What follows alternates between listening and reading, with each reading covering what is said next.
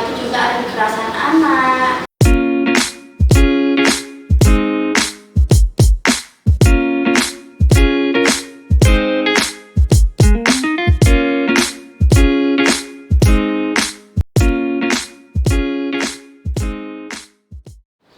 Halo Sobat Lanska, kembali lagi bersama saya Emma dan rekan saya Dini dalam podcast Suara Lanska episode ke-9.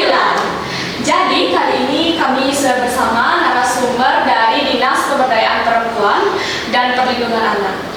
Maaf Kak, sebelumnya boleh memperkenalkan diri terlebih dahulu. Terima kasih atas waktunya. Nama saya Dea. Di sini saya dari Puspaga Kabupaten Gianyar.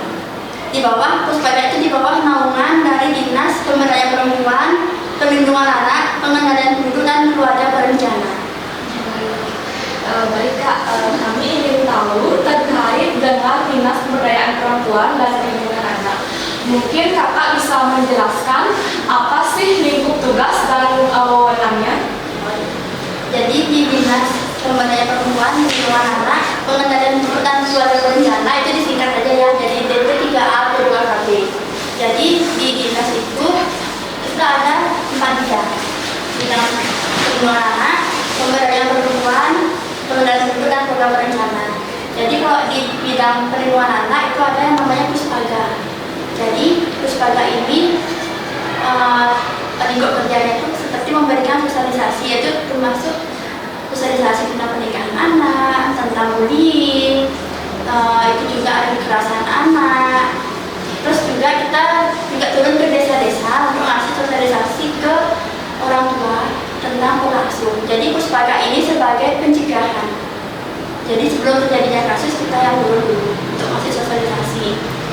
Kami juga di Puspaga ini menerima konseling. Jadi kalau ada yang konseling tentang pengasuhan anak, tentang misalnya ada anaknya yang sekecil atau yang dapat bicara, itu bisa dikonsulkan ke kami di Puspaga. Ada juga ya waktu ini yang konseling tentang bingung nih anaknya mau lanjut kemana setelah tamat SMA, itu bisa dikonsulkan ke Puspaga. Jadi Puspaga itu kantornya di alun-alun Kota Gianyar, tempatnya di tempat bermain anak. Tempat bermain anak kan ada tuh kantor itu yang di bawah pohon beringin itu. Oh iya. Iya, sebelah barat. Tadi kalau dari toilet tuh di timurin toilet. Iya, di situ kantornya Puspaga. Terus kalau yang di pemberdayaan perempuan itu menaungi UPTD TPA. Jadi Puspaga ini kan pencegahan. UPTD ini setelah terjadinya kasus dibawalah ke UPTD. Jadi di UPTD ini ada tim penanganan kasus terdiri dari psikolog klinis, ada tim pengacara. Nah itu bisa untuk menangani kasus. Contoh, ada kasus anak yang hamil tapi nggak mau diakui nih sama pihak lakinya, itu bisa dilaporkan ke UPTD PPA. Contoh lagi, ada kasus kekerasan KDRT, itu bisa dikonsultan ke UPTD PPA, bisa dilaporkan ke sana. Dan ini sama-sama gratis. UPTD PPA gratis, Puspaga juga gratis. Jadi kami tidak memungut bayaran untuk masyarakat Gianyar. Baik Kak, berdasarkan data, apakah tingkat pernikahan di usia dini atau usia anak di Gianyar menunjukkan angka yang tinggi? Kalau di Gianyar, waktu zaman COVID. Nah, jadi kalau zaman COVID kan karena sekolahnya nggak efektif, karena sekolah daring kan, itu lumayan. Nah, setelah itu, sebelumnya kami ngasih sosialisasi. Dari data, kita kan ada input di KLA, Kota Raya Anak. Untuk tahun ini, nggak sih begitu banyak, sudah zaman ini. Tapi ya mau banyak pun pas zaman COVID, itu rentan. Karena kan biasanya anak-anak ini dari jam 7, anggaplah jam 7 sampai jam 3 dia sekolah nih. Tapi zaman COVID, dari jam 7 sampai jam 3 dia di rumah. Dia daring, entah dia di mana pun. Nah, gurunya menjelaskan, yang penting kan dia on. Nah, itu yang menyebabkan ini juga. Ini tentang seseorang dengan usia yang tua? Risikonya yang pertama pasti masalah kesehatan. Itu karena hamil sebelum waktunya, jadi hamil di masih usia muda itu bisa menyebabkan risiko kematian untuk ibu dan anak. Menyebabkan juga anak lahirnya itu cacat. Selain itu juga bisa menyebabkan kanker. Kan ada tuh kanker septik. Nah itu karena hamil di usia masih muda. Selain itu juga penyakit menular seksual sama HIV/AIDS. Itu dari segi kesehatan. Kalau di pendidikan udah pasti sekolahnya akan terputus sekolahnya. Lalu itu akan berdampak ke ekonomi. Karena sekolah terhenti, jadi nggak bisa dapat pendidikan yang lebih tinggi, ijazah lebih tinggi, pekerjaan juga yang seadanya. Ekonominya malah semakin menurun. Dan itu juga dari sisi psikologis itu menyebabkan KDRT karena si ibu belum siap untuk yang namanya punya anak. Karena kan kehidupan setelah menikah itu kan nggak seunyu yang ada di sinetron ini. Nah, di sinetron kan cuma unyu-unyunya yang ditampilin kan, mesra-mesranya aja, tapi di kenyataannya kita banyak yang dipikirkan, belum biaya anak, belum biaya dapur, dan kita sebagai orang Bali kan belum biaya lain, segala macam dan itu kan banyak. Nah, si kedua pasangan ini kalau usia yang masih muda, masih usia remaja, itu kan usia yang mencari identitas, egonya masih tinggi. Nah, itu kan belum siap dia menerima semua itu. Jadilah KDRT. KDRT ini bisa sesama suami istri, bisa juga KDRT dari ibu ke anak, atau bapak ke anak, atau malah kedua orang tuanya yang melakukan KDRT ke anak. Itu dari situ.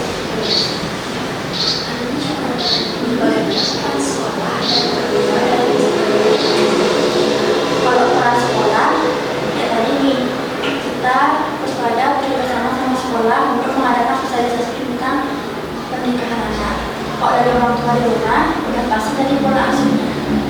Jadi pola asuh orang tua ini yang baik itu tidak terlalu menekan anak, tapi tidak juga membebaskan anak. Jadi anak itu dikasih kebebasan untuk mengerjakan apapun keinginannya, tapi tetap dipantau dan diawasi. Ini loh yang kamu nggak boleh, ini loh yang kamu nggak boleh. Dan ini juga orang tua itu harus menyetarakan gender. Ya takutnya kan, maaf ya, kayak orang tua yang masih di desa-desa, itu kan masih berpikiran bahwa anak perempuan ini adalah urutan. Anak perempuan ini tuh ngapain kamu sekolah tinggi-tinggi, ujung-ujungnya juga kamu diambil orang dan kamu akan berkutit di dapur aja. Jadi ketimbang kamu tak sekolah yang tinggi-tinggi, ujung-ujungnya kamu diambil orang, kamu di dapur, ini saya nikahkan kamu nikah. Nah itu yang harus dirubah pemikiran kamu.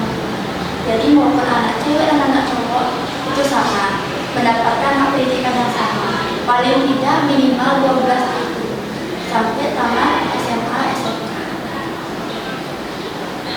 Mungkin kakak bisa memberikan pesan untuk siswa-siswi SD kami bisa kemudiannya agar terhindar dari pernikahan. Nah, pesan-pesannya itu untuk pacaran, kami tidak melarang kalian pacaran karena kan memang usianya lagi menunggu untuk pacaran. Kami tidak melarang, tapi yang kami ingatkan itu pacaran yang sehat. Boleh pacaran, tapi harus sehat. Contohnya untuk meningkatkan prestasi, untuk belajar bareng-bareng, itu boleh. Dan ini juga pesannya harus diingat ada 4 bagian tubuh yang nggak boleh disentuh oleh orang lain.